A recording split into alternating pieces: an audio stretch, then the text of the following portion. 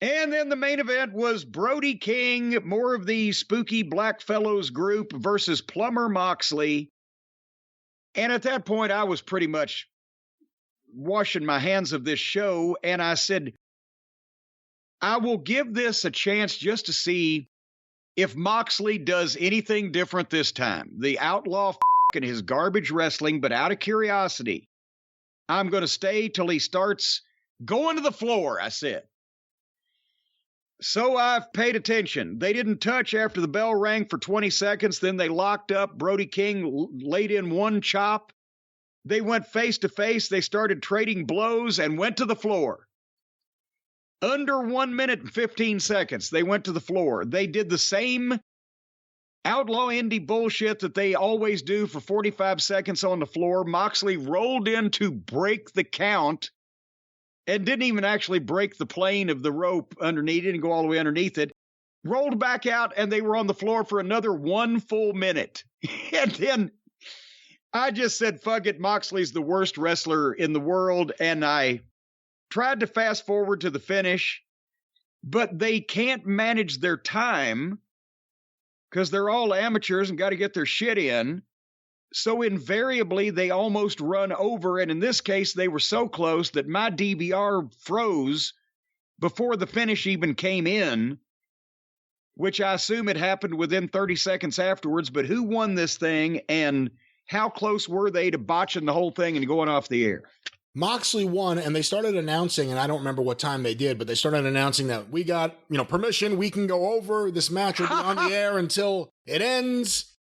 And thankfully it ended with seconds remaining. Okay, so then I know how they did that, because if you have pre-authorized, and you've seen different shows do this, if you pre-authorized with the network that you're going to have no commercial interruption, or you're going to stay with the main event, there may be an overrun, we're going to stay with it till the conclusion, title match, whatever, that's usually said from the top of the program, right, throughout the show. We've got permission, or we're going to stay till the close of the main event, or whatever the case. But I know this from WWE with Raw specifically, and then later on with, I think, some of the broadcasts that TNA did with Spike, because obviously most of them were taped, but they did a few live things, I think. But point is, if you are a big television program like Monday Night Raw, and I assume now here AEW Dynamite, and your broadcast partner, whether it be USA Network or TBS, you are always able to contact the television network's master control or seat of operations from your television truck. If you're doing a live remote broadcast, there's a communication that you always have, or you can initiate.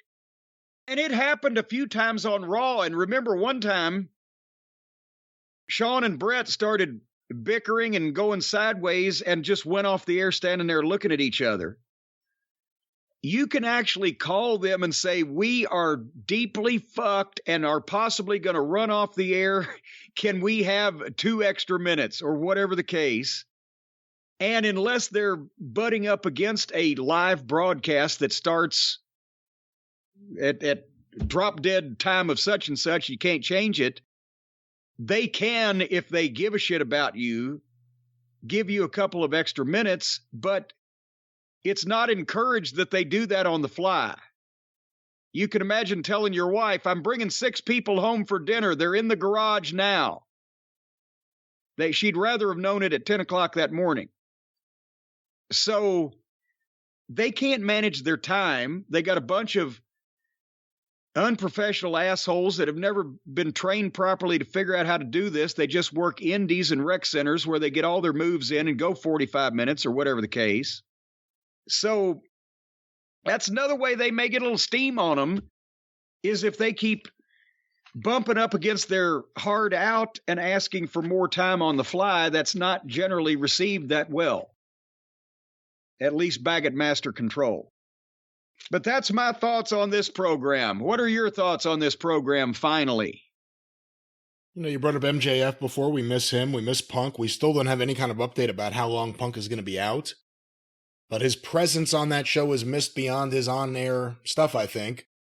I'd like to see FTR used a little better, but look, the fans have made FTR the biggest tag team in the business right now. They drowned out the Young Bucks chanting FTR, and then they didn't even get FTR on the show.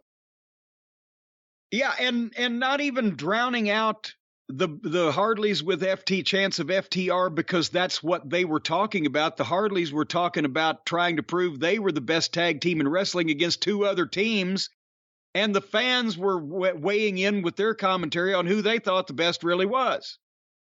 Have you ever, did they ever, even when they were baby faces, did the people ever go, Young Bucks, Young Bucks? Oh, they had some kind of chants, but I mean, that fan base is a chanting fan base. This is awesome, fight forever.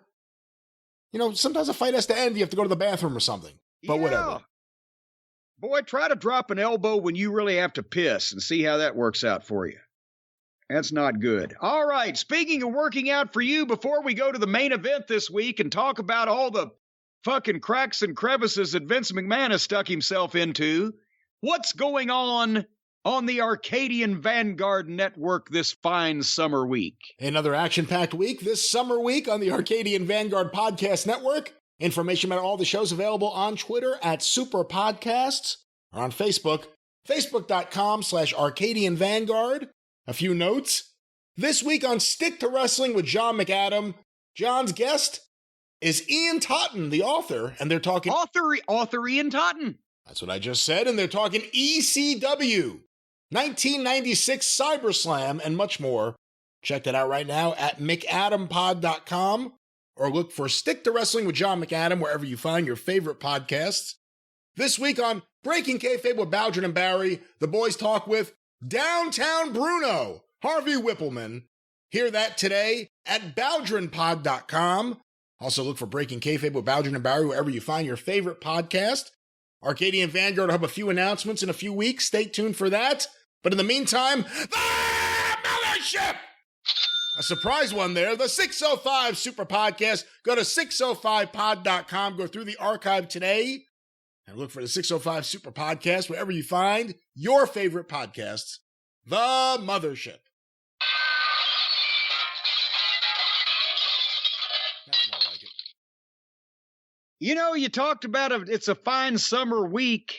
Did you ever meet that girl that had summer teeth? I did not. You never met the girl with summer teeth? Summer here, summer gone, summer green? Oh, I did meet her. In Barberville. She had an overbite, too.